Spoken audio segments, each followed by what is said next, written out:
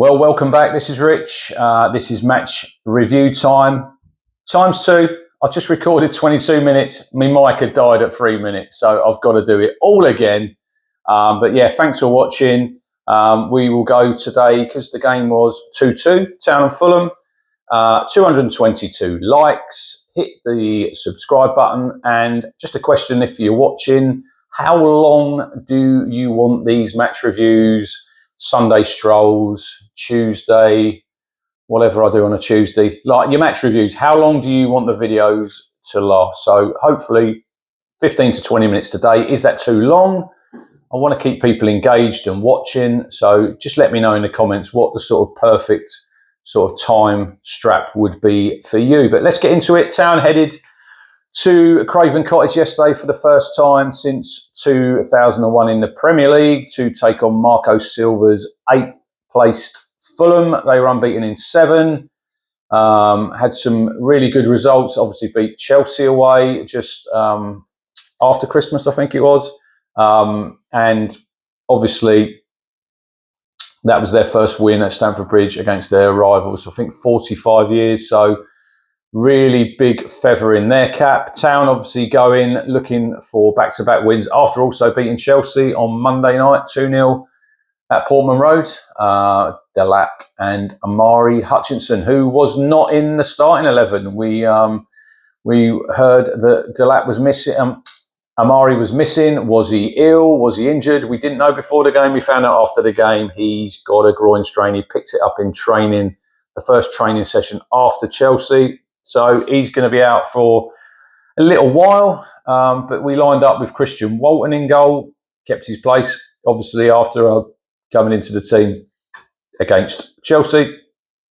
Same back three. The pillars of strength, I'm going to call them, O'Shea, Wolfie and Jacob Greaves. Obviously, Ben Godfrey was confirmed after the game. He signed a loan deal for Town from Atlanta till the end of the season. He was at the game yesterday watching, so adds another defender to the mix. It'll be interesting to see what happens there. I think he'll probably get some minutes on Sunday against Bristol Rovers in the FA Cup. Preview coming later in the week. Hopefully my mate Charlie from Bristol Rovers will do me a preview.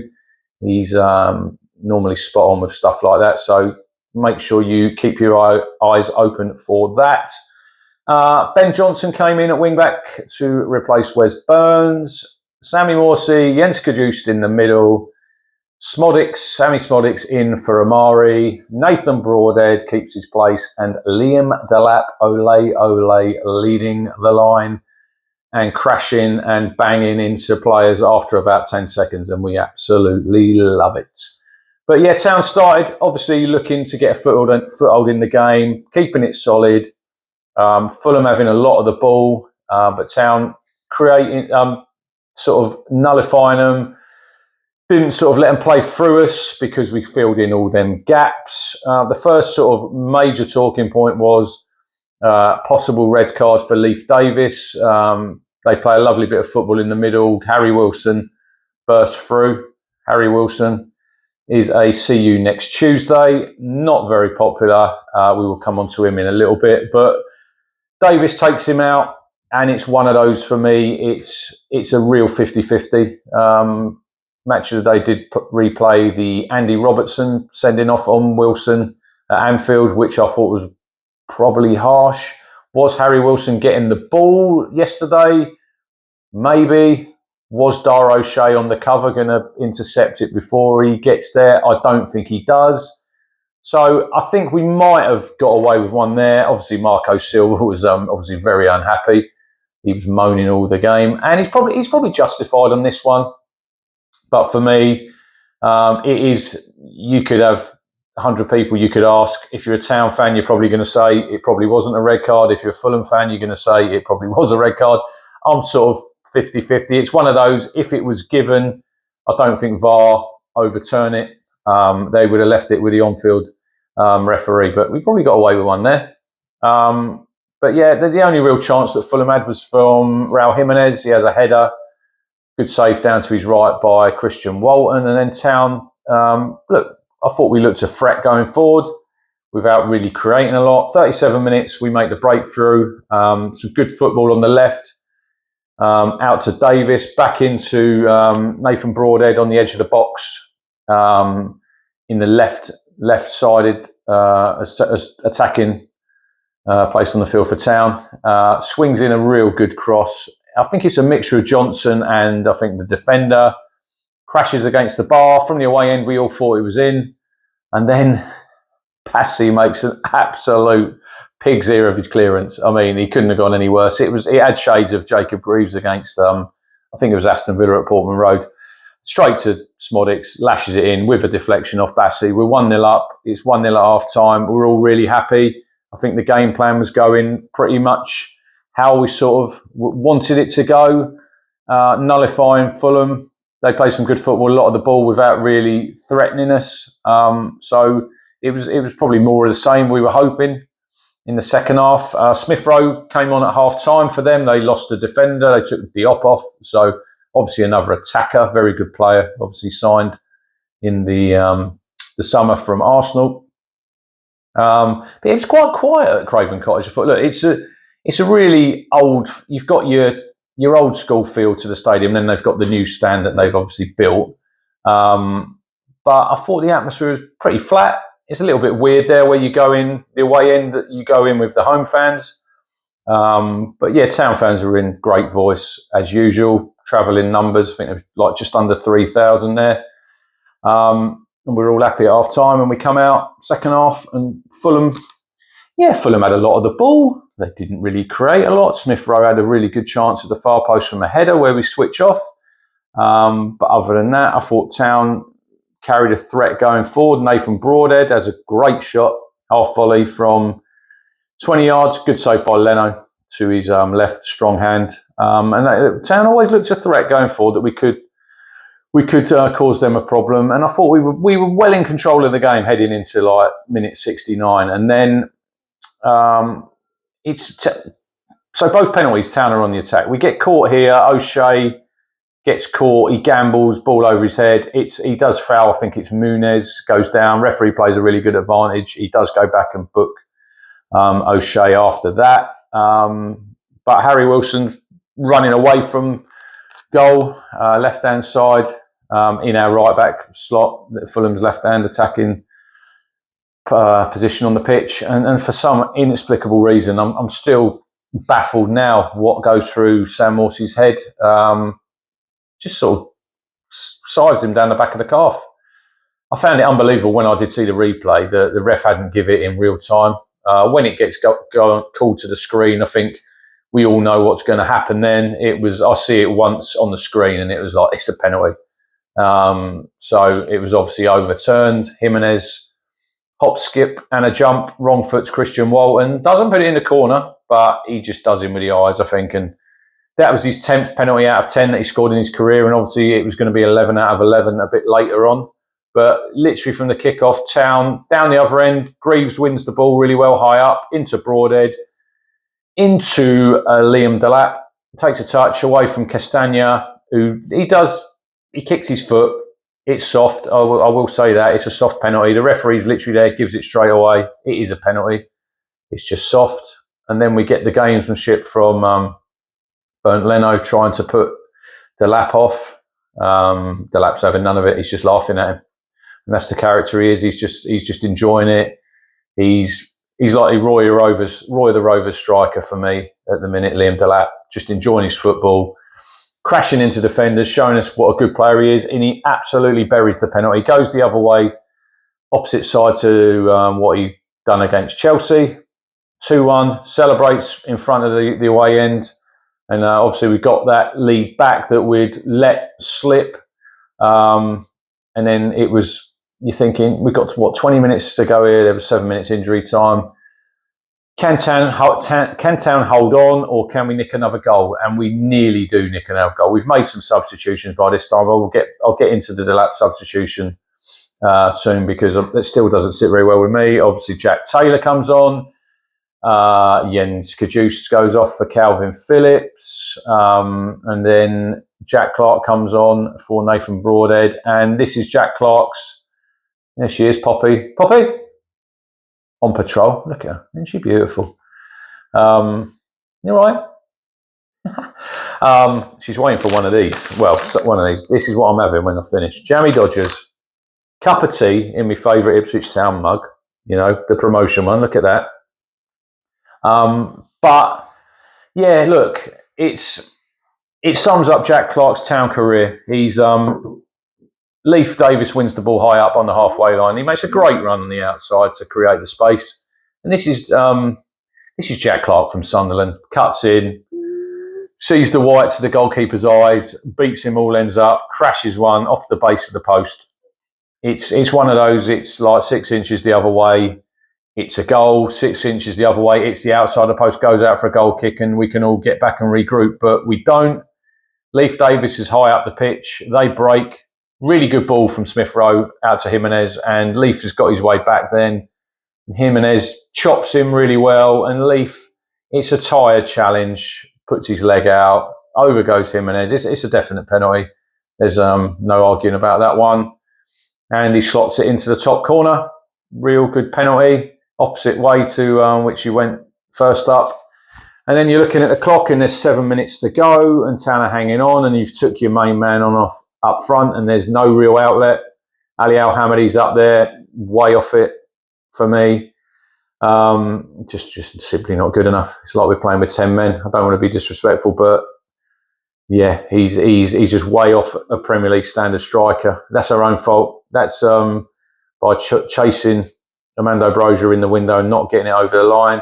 That's relying on George Hurst, who we all love George Hurst, but he's just not fit. He's been available, I think, for 8 of 20 league games. It's not good enough, not even half. As someone says, the best of ability is availability. I'm not quite sure who said that. Who is that guy? And we're left short. And for me, it's a weird substitution. It was going back and forth a little bit on Twitter last night. I put a tweet out about it, just baffled me, and then there was a lot of people agreeing, but then there was some coming back saying about they obviously wear the GPS vests and they can tell when a player's getting close to the red zone. For me, that's football by stats and by not watching a game with your eyes and making a decision in game and living in the moment, because I'm sure Liam Delap can play another 10 minutes in that game, and then he's got a week off. He's not probably going to be starting the game against Bristol Rovers, so he can put his feet up as far as I'm concerned. And I think they said they panned on Sky, I think, when Jimenez had equalised, to Liam Delap on the bench, and he looked frustrated, and he would be. But then people are rightly coming back at me saying he's used all the data and analytics and we've been successful with it, and we have. But for me, that was the only sort of gripe of yesterday, like substitution-wise. I think he should have been kept on the field, but he wasn't. And then for 7 minutes, we're hanging on a little bit. Jack Taylor obviously nearly gives away a third goal with a back pass where he's not looking. Immediately, he's got his hands on his head and he's thinking, what have I done? Christian Walton is alive to the situation and he clears the ball. The game ends 2-2. Fulham now unbeaten in 8 games. That's 4 points from 2 games for Town, which is a good return from Chelsea and Fulham. But I think there's a lot of frustration there coming away from that game where we would have all quite happily pre-match. I think I predicted 1-1. We would have all been happy with a draw. But I think when you're winning, going into the 90th minute and you don't get over the line, I think it's disappointing. It's not the first time this season. It's the 4th time we've conceded late. I worked out this morning, we obviously scored a goal late at Southampton to get a point, and we obviously got the late winner away at Wolves. So I think we're probably, if I'm looking at the 4 games, Brentford, Leicester, Bournemouth and yesterday, and then you look at the 2 games where we scored late, I think there's probably about 3 points slipped by there at least. Should be on 19 points. We're probably -3 at the minute.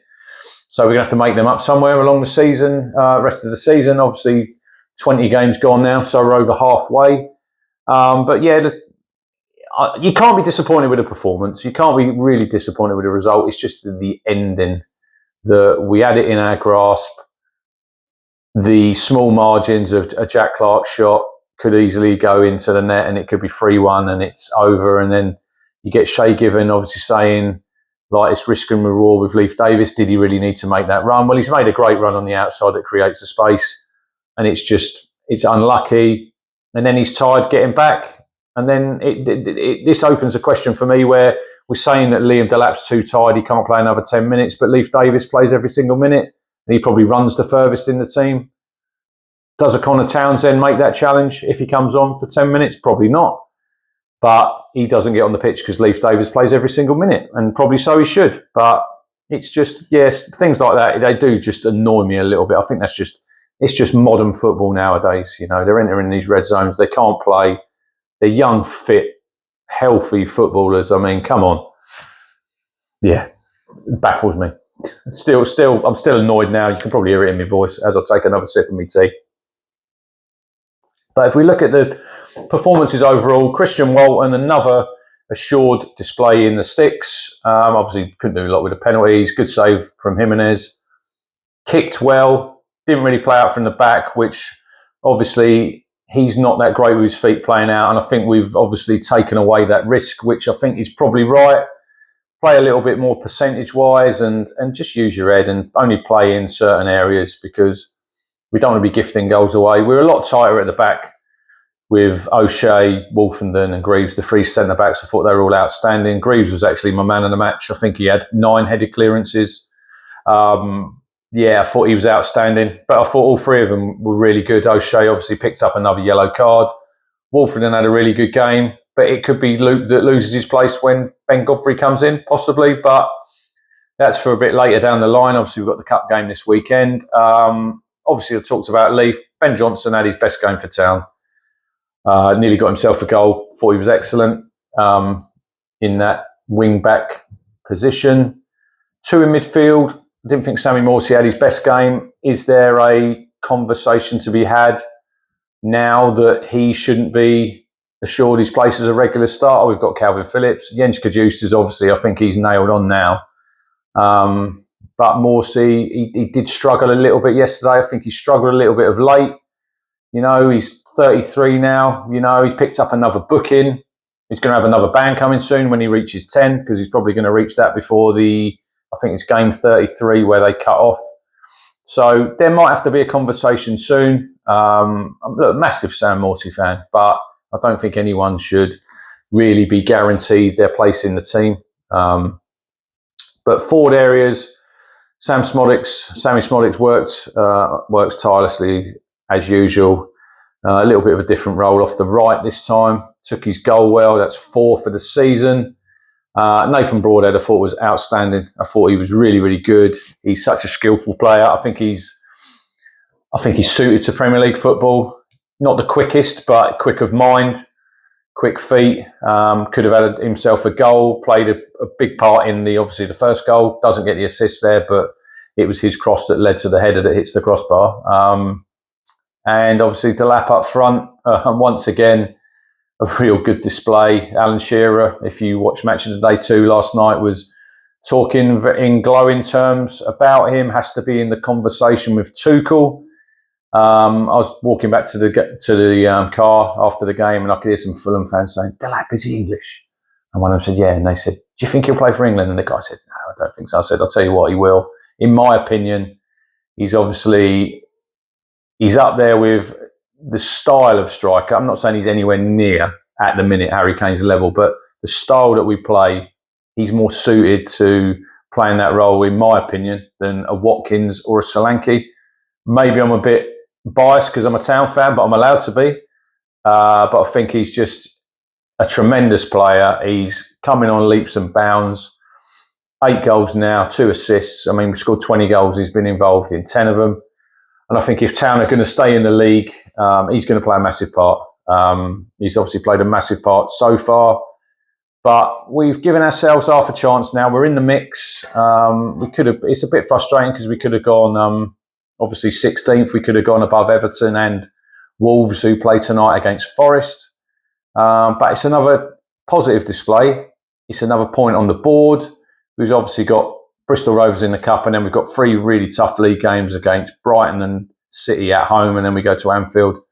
But then we fought that with the Arsenal, Chelsea and Fulham games, and we've taken 4 points out of this. So if we took 4 points out of the next 3 games, I think we'd all be highly delighted, wouldn't we, Poppy? Let's just move this camera down. There she is, look at her. Do you want a biscuit? Anyway, as I move it back up, thank you for watching this video. 222 likes, please. Please subscribe, give it a share, tell your mates about it. We're on TikTok, the Suffolk Crunch. We're looking to hit 1,000 followers on there. I'm also on Twitter. If you're over on there, get involved. Be careful if you have a view on Twitter, because you normally get shot down. It's a bit toxic sometimes, but yeah, positive performance from Town. Disappointing ending. Disappointing not to get the 3 points, but I think it shows how much we've improved. That we are disappointed that we didn't get the victory over a very good Fulham side. I didn't think they were at their best, and it might be a little bit of a missed opportunity for Town. But look, we live to fight another day. We're still right in the mix. We're improving game by game. Obviously, Ben Godfrey's in the door. If there's any other transfer news this week, there will be a video out. So keep your eyes on the YouTube. Turn on the notifications bell. Then once there is a video on there, you will know all about it. But other than that, there will be a Bristol Rovers preview, hopefully from my mate Charlie, who supports the Gas. There'll be a preview from myself on probably Friday. I'll do a little preview. FA Cup this weekend. I'm not going. Shoot me down. You're not a proper fan, Rich. I'm leaving it to these other people who say they can't get tickets and they struggle. And then they'll say, yeah, but I don't really want to go and watch Bristol Rovers in the Cup because we're not playing the first team. Come on, get down there. If you've got young kids who haven't gone and you can't get a ticket to a Premier League game, get yourself down to Portman Road. I think they'd sold 14,000 season ticket seats, so there'll be 20-odd thousand there. Be a good atmosphere. Hopefully you can see Ben Godfrey in action for his debut. Hopefully you might see a Jack Clark goal. Wouldn't that be nice? But yeah, cheers for watching, and we will see you on the next video. All the best.